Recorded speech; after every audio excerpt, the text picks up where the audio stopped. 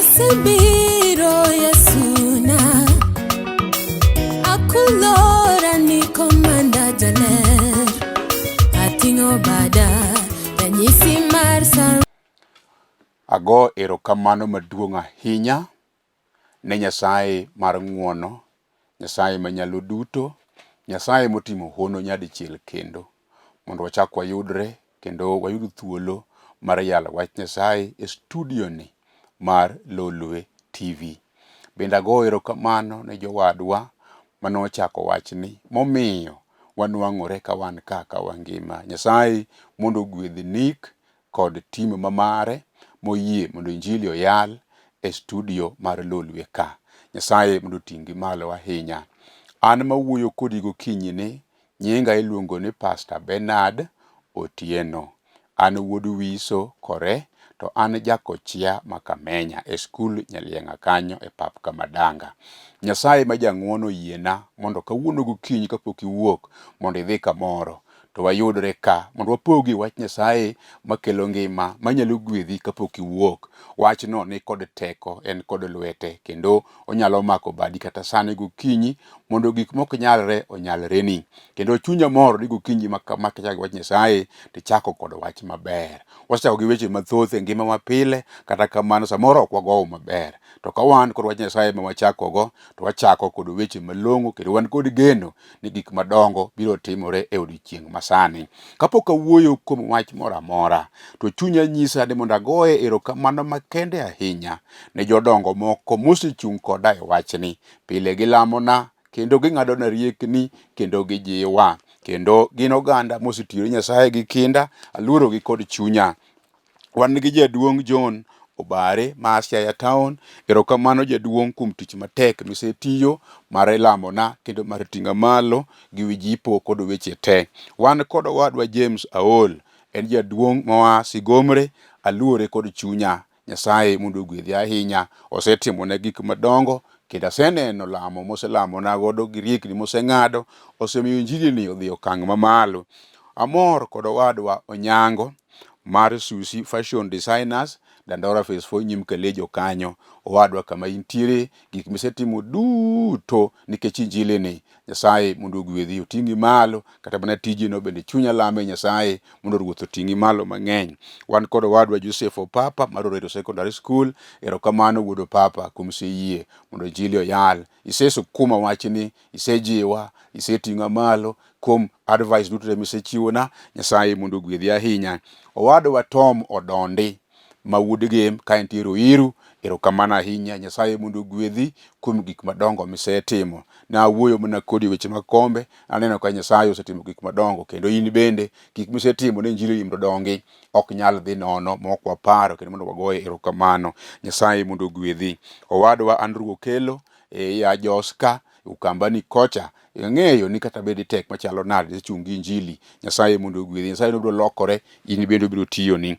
Wan kod jithir Nyasaye ma Asiala Kaduol piny Gem. Nyasaye mondo ogwedhgi ahinya. Daudi to gi Joshua mago nyithindo Dondi to gi wuod Obilo. Kar gi ji adek osetiyo ne injili gi chunygi duto. Nyasache polo ma ok nindi. Nyasaye no mondo ogwedhgi mang'eny.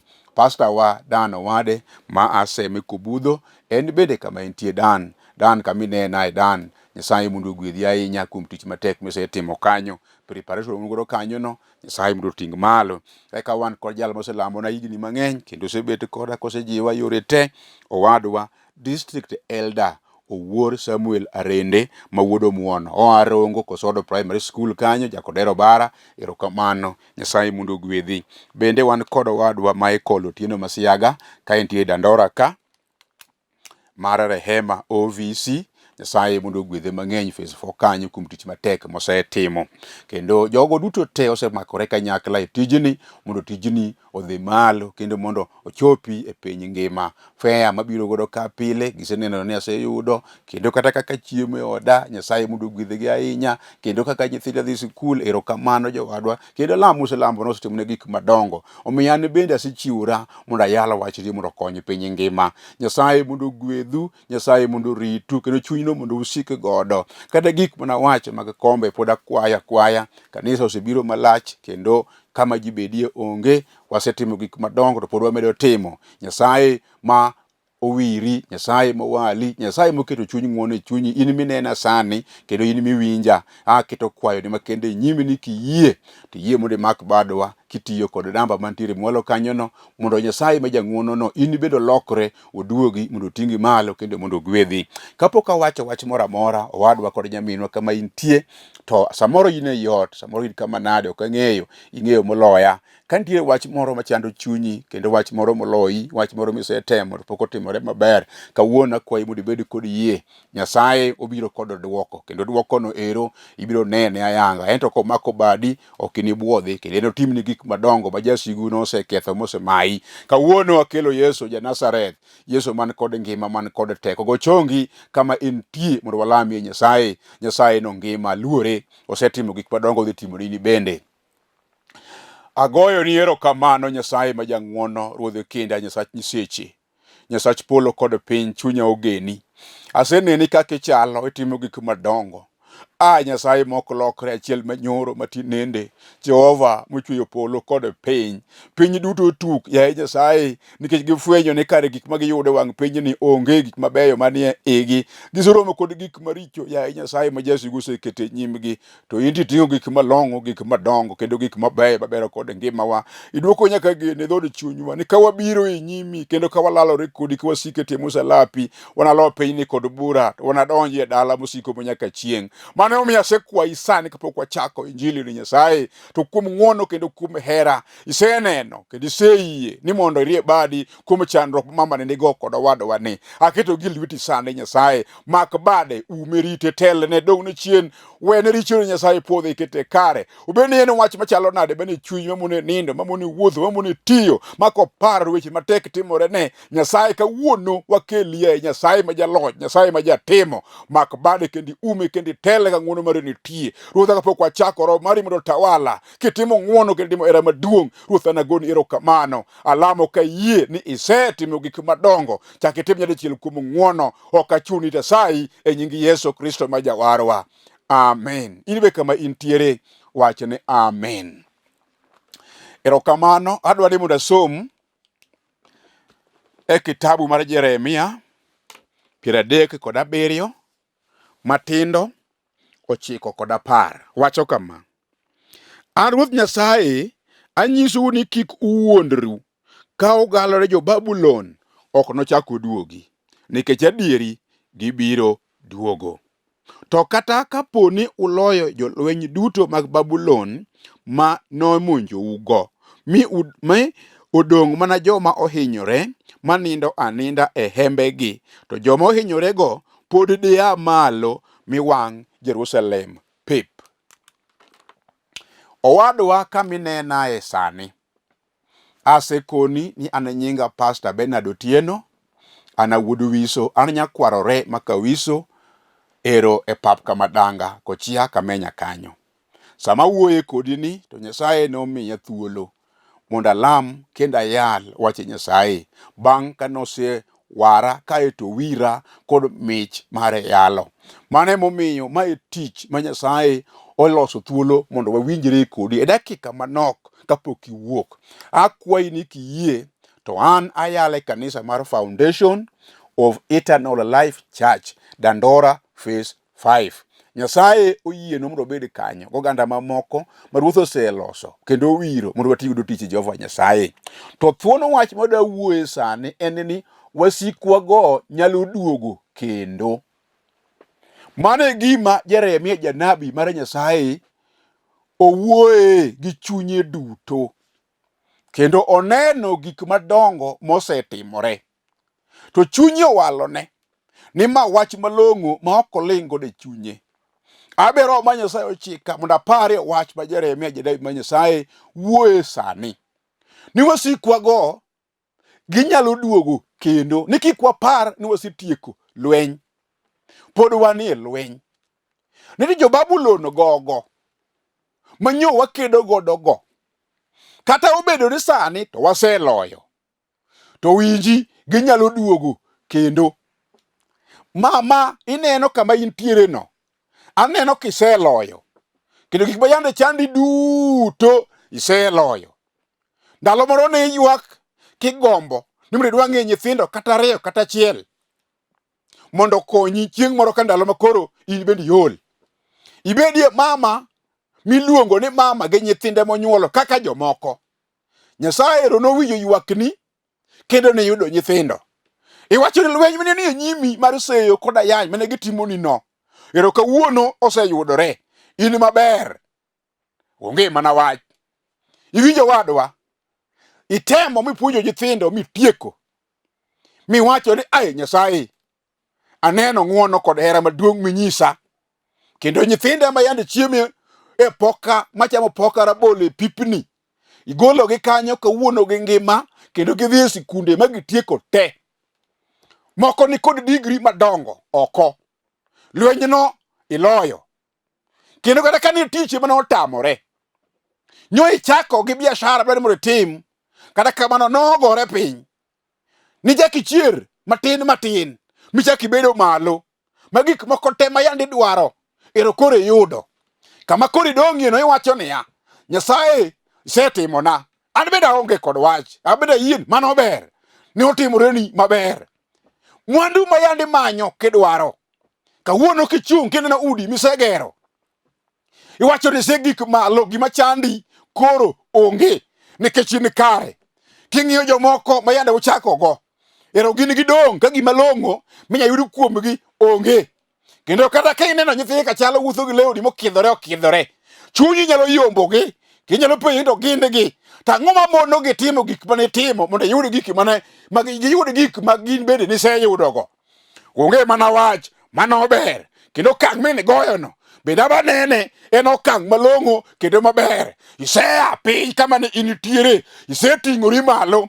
Jomoko ma yando chako kawuotho gi tiendu kudhi industrial area kumudo nyoyo maseling 10 kawuono ne ni kichiemi otende madongo ka gari ema kore ringo godo. Sama jomoko ringo kod ndigni dipenjori to ng'ane gin ang'o mochamogi mamono gitimo gik ma yande timo mondo rwakre gari mana moro matin kende mondo oa kama nyoche in utiere kodgi ochop kama initie. Iwinjo mano ber. Isetiyo matek michopo kanyo kendo kengego isekale. Ineno ni samoro ino kinyalo dok kuondego nikech ang'o okenge miseketo chunyi nyisi ni long'o kendo ber. Itiyo tich maber. Biashara mari bende dhi kare kendo gimoro amora e dala ni chopo kare. Kuonde ma yano yieche te ineno kise umo kendo isechielo maber. Kichung' e rangai kineno dala kaka chal tigoyo wiyi ni kare isetiyo maber.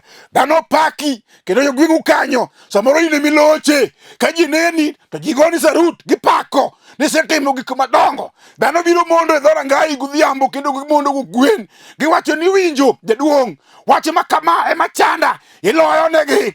Iwinjo onge mana rach. To gigo te notimore ka Jeremia neno ne joma moko to wacho niya ni kik ipar ni jo-Babulon go ok nyal duogo kendo ok nyal malo. Awacho ni niya jok mane ochung' e prosperity mari, joma nochung' ni ok inyal dhi mbele, oganda mane ochwalo lakgi ka, mane ochwalo lwetgi ka, kawacho ni ok nyalre, mane delay prosperity mari, mane temo to gigoyi pinygo, ero ne yudo thuolo moro matin, tigoyo igodo piny titing'ori malo. Kawuono ka an ka, tawacho ni niya, Jeremia winjo wechego temo neno kod wang'e, to wacho niya ni kik ipar ni ok ginyal duogo. Ginyalo duogo ma gik madongo ma yande in go, ma yande ji neno, nyithindo mosomo ma yande in go, gik masoni gi digri go te. Inyalo po kamoro la wuok e dhoge, inyalo po kamoro ochako mana marach, obilo mana chang'a matin e kor gweng', to dhi kode magigi ni koro obaro mana yien eka mondo chiem kendo madh chang'a. Lewni ma yando orwako matek madongo, kawuono wuotho gi lewni mokidhore matimo chuodho, ka entiere buru kanyo kodhum kowacho ni I don't care. Iwinjo to en ye chuodho nikech ang'o? Jo-Babulon nochako chungo malo mogoyo dalani, kendo sama ne gineni kaka ichalo, ne gimiyi mana muda moro matin, gichako giduogo. ni chako maber kudak gi mamano kiluonge ni sweetie te boluonge ni honey. Kawuono ang'o motimore momiyo iluongo chiegi ni guok? Iwinjo? Iluongo jaodi manonyuomi mane uchakogo niluonge mana ni babana. Uneno? Ok en dwaroni. Jo-Babulon emoduogo. Iwinjo? Isekwano ng'at manodagono no, chuori manokawi koheri, dong'ne ka koro ukethoru, iduogo dala uka kamonengo ok idagi nikech in kod dalani samoro nosegoni, nyithindi bende dongo. Ang'o miyo ukethoru madaku nonjawre ma upogru iduogo dong' koni to ibi dong' kocha? Awacho ni karamo ok en dwaroni, en jo-Babulon ma wasikwa gini ma giduogo. Kawuono kinena kama intie, pare kaka nyo uchako, puotheu nyo upuro, weche dhi maber, gecheu ne uriembo, weche dhi maber, ne utimo biashara, timore makare, to kawuono ang'o motimore? Onge ng'ama ong'echoni. Iwinjo? Ayie ni wacho niya, nanyuolani mowuothoni, wasigugo emoduogo. Jo-Babulon giwacho niya, kata mana jalweny matin, kata mana jalweny mosegore piny modong', kiparo ni mato koro ok nyal, ginindo piny e hembegi, kiparo ni ok ginyal, gikolero dakane ya ginyalo chung' magichako giwang' Jerusalem pep, ma gik madongo manyonie iye bed kayiem nono, malal nono, maruombre piny. Geche ma yande in godo e ndara nyalo lal nono, giomiyo gilal bende ikia. Iwinjo ni moro nogore piny kuma kama, iwinjo ni moro joksonea nomako, iwinjo ni tich nyoriembie, idong' ka ok inyal, ji yande kwayi gik moko, kawuono idong' kikwecho. Dhano ne gombo ni mondo ng'ad negi riekni.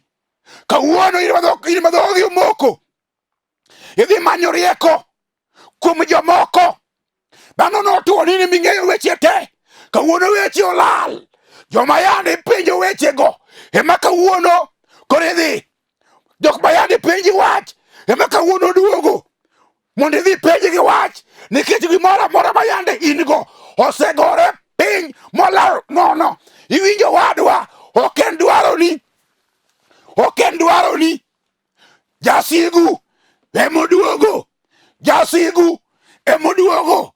To nitiere wach moro makelo ngima, momiyo anwang'ora mondo wanere kodi, momiyo anwang'ora mondo wapuonjre kodi, momiyo Ruoth okela mondo wanere e injili makelo ngima ne ng'at madwaro. Isaya wacho wach moro madwani mondo wawuoye, to kwasetieko wuoye to mondo wawinjre weche moko matin kende. To wach matin mwawinjore ni, akwayi kuom ng'wono kama intie, ni wach ni mondo kelni ngima, kendo wach ni eri mondo ogwedhi. Onge wach minyalo pim kod wach Jehova Nyasaye, bende onge wach mosekelo ngima minyalo pim gi wach Jehova Nyasaye. Isaya 10:4 to wacho niya, kisome wang'e kanyo, Ruoth Nyasaye biro kecho jo-Israel ma nyikwa Jakobo, mi ochako yiergi kendo ketgi e pinygi giwegi. Jopinje mamoko nobi mondo odag kodgi, mi gilokre jo-Israel. Ogendini nodwok jo-Israel thurgi kuma ne giaye, mi jo-Israel nomak joma nomakogi, mi giti joma notiyogi. Ne giloko ogendinigo bedo wasumbinigi e piny Israel. Ruoth Nyasaye oseyiero ne jo-Israel. Kamano ka Ruoth Nyasaye ogolo rem gi luoro kod tich misumba malit ma jo-Israel nigo kendo omiyogi kwe, to ginego agoro ni ruodh Babulon ka giwer kama, neuru kaka giko mar jasand ji chalo, kendo kaka sungane otieki. Isaya janabi oneno hali misekadhe, kendo oneno kaka ne ichako. Samoro nonyuoli e dala ma gik moko tene ni kare, onge thagruok maniromogo. Mane momiyo isewuoyo kod ji kichal gima ing'iyogi ka gin piny to in malo e wigi. Sama nyithindgi dhi sikul kawuotho gi tiendegi nono, to in magi yome dhot gi gari. Inyalo penjo ni to jogi ang'o mondo gitimo kaka itimo. Iwinjo? jasigu mathiro ji, manothiro ganda Israel kuom higni mang'eny. Isaya kod Jeremia oriwore wach achiel. Giwacho niya, ni kata osekethore manade, Nyasachwa pod ngima. Kata jani sedhi malo, to jasigu nyalo chung' machak duogi, maparo manyiparo ni longo no kethre. Kawuono Isaya okelo geno, en bende oneno gik madongo ma Nyasaye timo. Odhi mondo ne sigana ma Ayubu okadhe. Ayubu timo neno ni ndalo moro okadho chien kacha, nyo timo gik malong'o, oganda nyo pake, gimoro amora nyo ni kare, nyen kod osiepe, tang'o motimore momiyo kawuono ochako dong piny ka koro kwecho. Dhano kone weche moko ma ok oromo, tiwinji ang'o nyono yie. Owacho niya, ato gima ng'eyo ni Nyasaye ma Nyasach Israel, ato gima ng'eyo ni Nyasaye ma Nyasacha biro ana malo kendo nyadichiel. Mane ma Isaya bende wacho ni kata wasigu go nyalo malo, kata ginyalo malo magichwad lwetgi.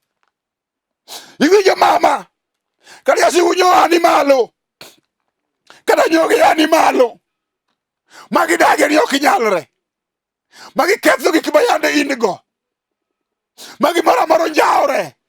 Idonga kitimo tami, penjo weche moko kaka chaki onge. To kawuono godiochieng' abiro mondo aket geno e chunyi. Nyasaye manyalo duoko gik mosekethore. Isaya wacho, kata jane godo na siboi, kata jane godo kawo kwa nyal, kata piny ngima noneno kwa onge kod nyalo, kata mbese noyanyowa moseyowa mojarowa, maonge gima long'o ma wanyalo wacho nyim oganda. Samoro kiting'o badi kata bane bura kama ji nitie, tikweri ling giming'eyo onge. Osegoi piny milwar piny, ma gima long'o minyalo timo kanyo koro onge. Kawuono akelo Yeso ja Nazareth, simba makayuda osana, ruodhi lela, ruodhi kinda osana, ruodhi muma, ene monyalo wagi ji malo. Kawuono Isaya nene, Isaya wacho ni welbi wanago agoro ni jachand ji, wanago agoro ni jal moseduokowa piny. Kata yado nyiero, kogoyo koko, kogoyo nduru, mana goyo nwa siboi. Kawuono Yeso ja Nazareth pod ngima. Kawuono Yeso ochung' e wi loyo. Kawuono Yeso nie musalaba, rembe manyol chwer golo maricho te mag thurwa ka. Oganda manwang'o Yeso onwang'o gik malong'o, chandruoge te wasekadhe, ok wanyal golo gi tekowa, mwanduwa ok nyal miyo wagol, riekowa ok nyal miyo wagol. Wabiro gologi gi teko moa malo maka Jehova. Kare Yeso wapod ngima, kare Yeso wapod timo. Isaya wacho ni wanawer wende mag pak kwamiyo nying Nyasaye duong' kuom sekadho kodwa, okenge madongo ma jasigu nyose chiko e nyimu wa. Adwana wachi ni ka jachir e piny kochia kuma ae, e dala wa jo kodhiambo ung'eyo, e kinde mana wach bedo matek kuoma, nalokora raura e nyim oganda. Piny nogona siboi, anyuola noriemba ni gima ber manyalo konyogi godo onge.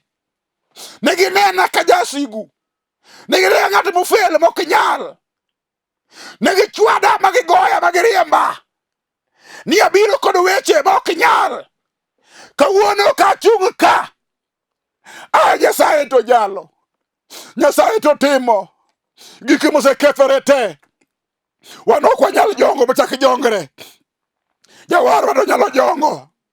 Isaya wacho ni kata osekethore, ok nyal tame jowo kendo nyadichiel mondo oketwa wi lwanda.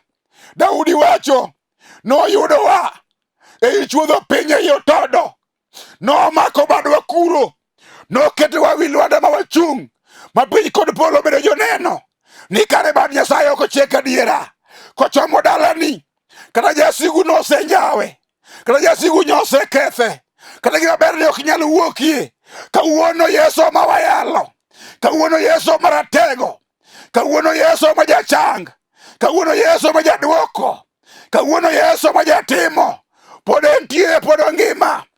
Isaya wacho niya, aseneno kod wang'a kaka jachand jino osetimo ne nyithind ji.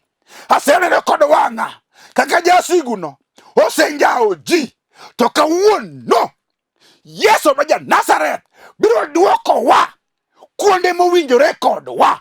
Oganda mang'ich ma wan mayado jaro wago, dhogi biro moka gineno gima Nyasaye timo.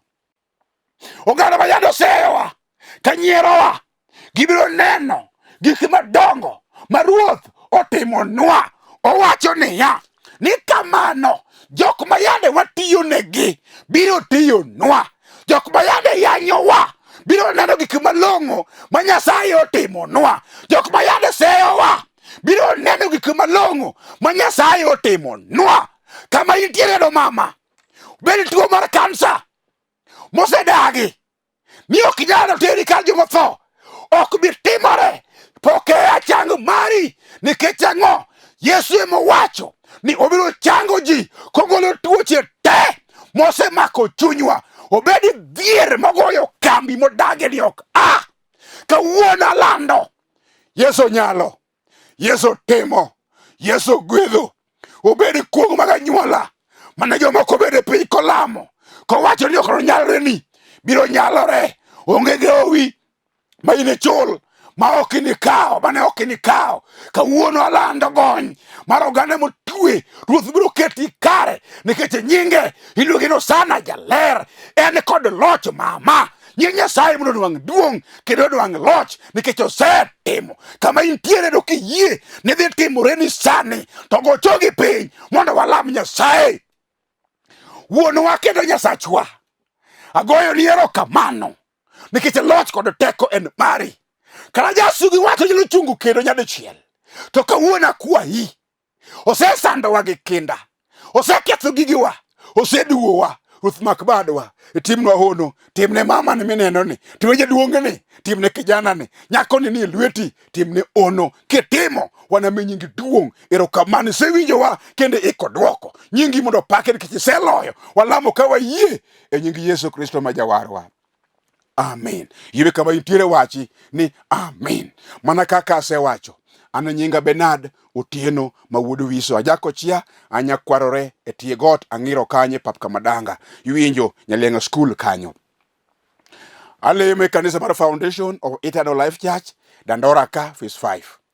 Namba na maketo kanyo no, kadiponi wach moro nitie, lambe Nyasaye, goya ke jachir, wana lem, wana ng'adre rieko. Gima Nyasaye omiyowa, wana nyisi. Warwaki mang'eny gi chunywa duto kanisa wa mar Foundation, ka enjoy villa kanye phase 5, wuotha kelo wang'ayo mar kabrono, kichopo Samlise Education Center, wane bathe kano. Nyasaye mondo gwedh Bishop marwa, Julius Otieno wuod Dondi kum tich matek, mosetiyo ne kanisa, jodolo wana wuod duto timo tich kanyo. Orwaki kama intie akwayi kuom ng'wono, akwayi kuom hera, ni yie mondo in bende iyukie bang' injili ni gi gimoro amora ma Ruoth diketie lweti, nikech wagombe kanisa mondo mi warwaki kendo waket kombe malong'o mondo jo Nyasaye obi obedie, nikech jano osebiro mang'eny. Warwaki mathoth gima Nyasaye dimiyi kihero mondo luw bang' injili ni kod gimoro amora. Nyasaye mondo gwedhi, oting'i malo, kendo alamo ni ok noweyi, ok niywaga ng'e. Ine gik madongo ma Nyasaye otimo, nikech mane singo mare.